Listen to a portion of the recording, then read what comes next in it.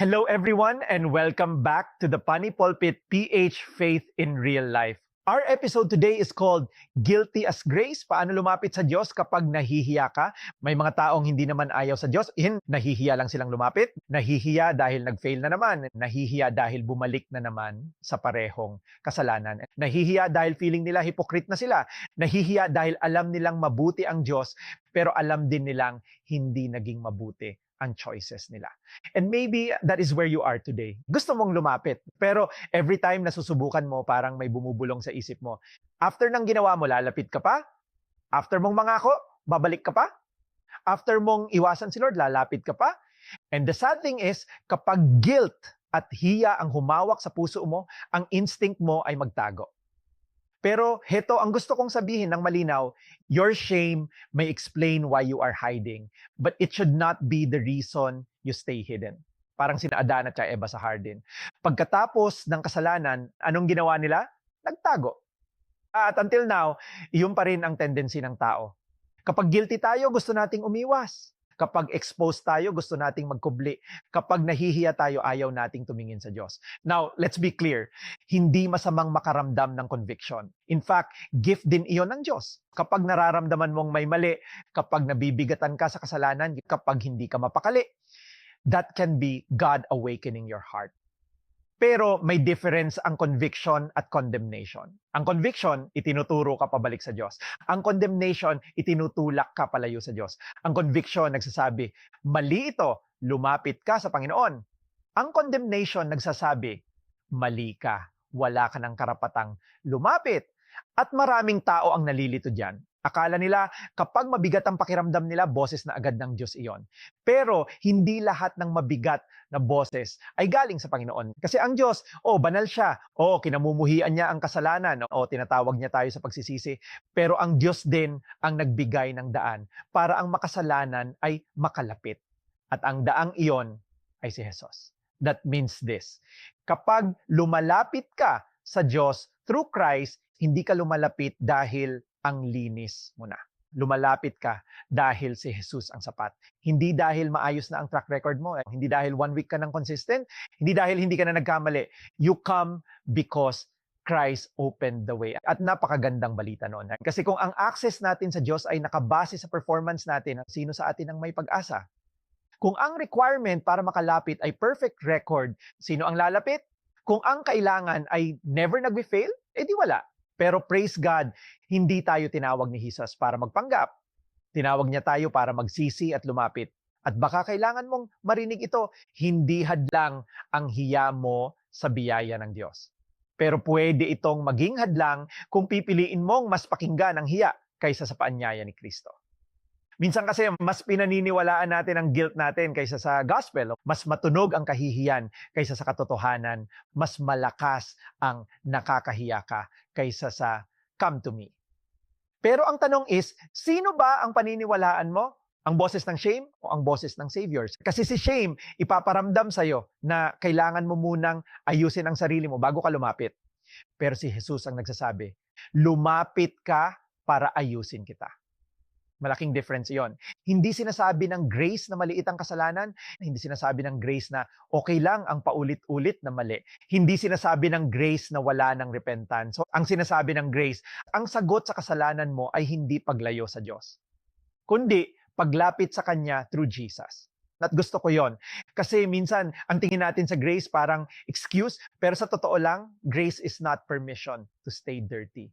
Grace is the invitation to come clean before God. Hindi ka tinatawag ng Diyos na magkunwaring malinis. Tinatawag kanyang maging totoo. At alam mo kung ano ang nakakapagpalaya? Kapag hindi mo na kailangang i-maintain ang image mo sa harap ng Diyos. Kasi alam naman niya lahat. Alam niya ang ginawa mo, alam niya ang iniisip mo, alam niya kung gaano ka nalulungkot, alam niya kung gaano ka kahiyang-kahiya sa sarili mo, and still, He calls you. That is mercy. Hindi still in a careless way, not as if sin is nothing, but still because the cross of Christ is enough. Kaya kung nahihiya kang lumapit sa Diyos, maybe the first thing you need to do is stop pretending. Sabihin mo sa Kanya ang totoo, Lord, nahihiya ako. Panginoon, bumagsak na naman ako. Lalaunay, Lord, hindi ko alam paano haharap. Lord, natatakot akong lumapit pero ayoko nang magtago. that is already a holy beginning. Because honesty before God is better than polished distance from God. At heto pa, kapag nahihiya ka, huwag mong gawing dahilan ang hiya para layuan ang prayer, salita ng Diyos, ang fellowship. Kasi iyon mismo ang mga bagay na kailangan ng kaluluwa mo. Minsan kasi dahil guilty tayo, iniiwasan natin ang Bible, iniwasan natin ang prayer, iniwasan natin ang church, iniwasan natin ang Christian friends. Parang gusto natin muna mag-self-repair. Pero again, hindi ikaw ang savior mo. Hindi mo kayang i-DIY ang redemption. Hindi ka makaka-self-save, hindi ka makaka-self-cross. Si Jesus lang, kaya ang sagot sa hiya ay hindi hiding, ang sagot ay humble return. At baka may ilan sa atin iniisip, paano kung paulit-ulit na lang? Paano kung same sin pa rin? Hindi ba magsasawa si Lord? Ang sagot, huwag mong gawing maliit ang kasalanan. Repent seriously, take sin seriously, seek accountability, fight it by grace. Pero huwag mo ring gawing maliit ang dugo ni Kristo. Huwag mong isipin na mas malaki ang failure mo kaysa sa kakayahan niyang magpatawad. Huwag mong isipin na mas makapangyarihan ang kahihiyan mo kaysa sa awa niya.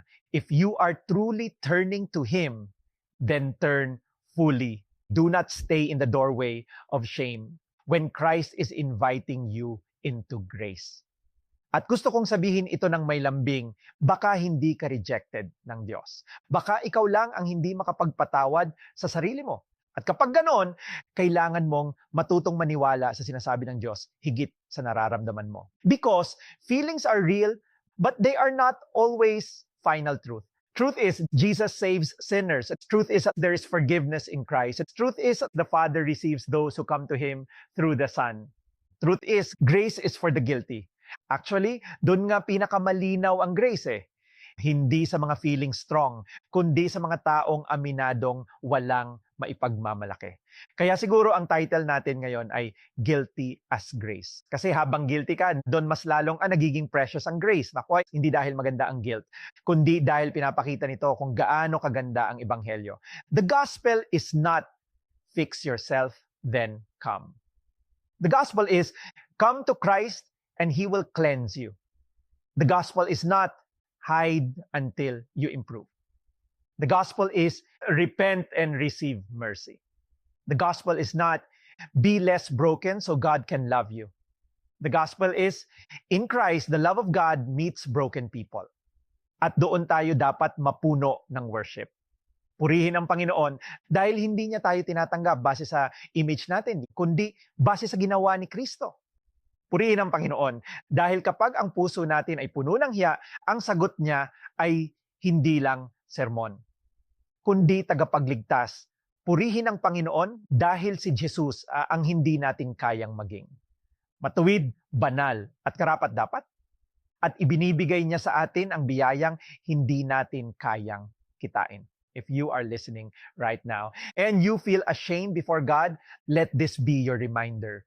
Huwag kang manatili sa dilim ng hiya. Kung may liwanag ng awa sa Panginoon, huwag kang manatili sa layo. Kung may daan pabalik through Christ, huwag kang manatili sa pagtatago. Kung ang Ama ay handang tumanggap ng nagsisisi. At kung gusto mo, pwede tayong mag-pray ng simple. Panginoon, nahihiya po ako. Alam mo ang puso ko. Alam mo ang kasalanan ko. Alam mo ang mga pagkukulang ko. Pero salamat dahil hindi mo ako tinataboy kapag lumalapit ako sa iyo through Jesus. Tulungan mo akong magsisi ng totoo. Tulungan mo akong huwag magtago. Tulungan mo akong maniwala sa biyaya mo. Higit sa boses ng shame. Salamat dahil si Kristo ang daan ko pabalik. Salamat dahil may kapatawaran. Salamat dahil may awa sa pangalan ni Jesus. Amen. If that is your prayer today, then praise God. Baka tahimik lang ang moment na ito. Pero hindi maliit ang ginagawa ng Panginoon sa pusong marunong magpakumbaba. Thank you for listening to this episode of the Pani Pulpit PH Faith in Real Life. Kung may tinamaan ka rito, share mo ito sa isang taong baka hindi matigas ang puso. Mabigat lang ang konsensya. This has been Guilty as Grace. Paano lumapit sa Diyos kapag nahihiya ka? At tandaan mo, ang hiya ay hindi pangwakas na salita. Si Jesus ang may final word. All praise to the Lord, and I'll see you in the next episode.